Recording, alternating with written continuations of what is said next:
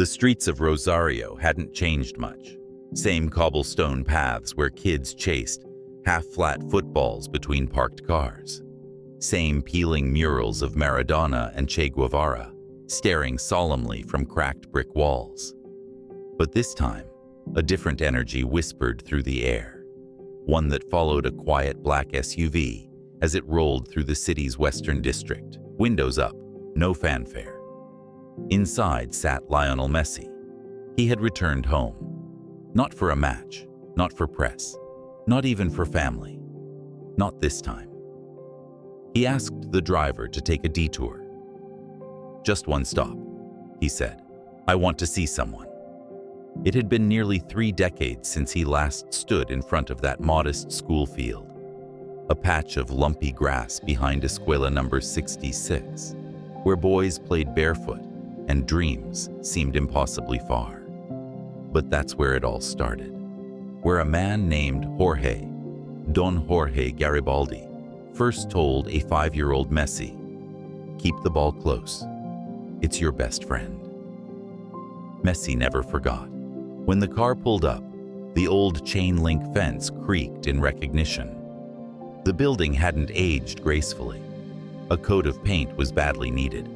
But inside the tiny office sat a man with thinning white hair and watery eyes, fixed on a grainy team photo from 1994.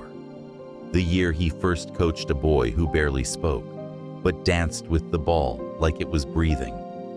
There was a knock, then a voice. "Hola, profe." Don Jorge turned slowly. Time folded. It was him. For a second, they both just stood there. Messi removed his cap. Jorge removed his glasses, wiped them, unsure if they were betraying him. Then came the embrace. Long, quiet, the kind only years and gratitude can build.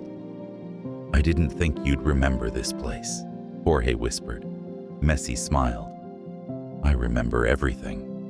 They sat in the small room, 2 folding chairs and a desk stacked with old trophies, most rusted beyond repair. Messi asked about the kids, about the field, about the stray dogs that used to chase their ball.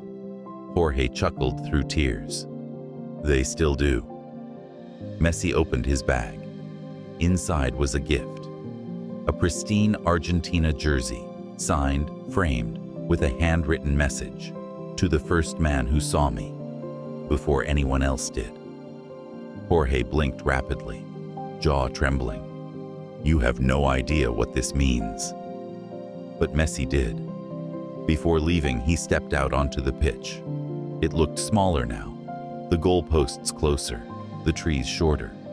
But he smiled, jogged slowly toward the center, and let his foot tap an imaginary ball. Cameras had no idea where he was that day. There were no posts, no interviews.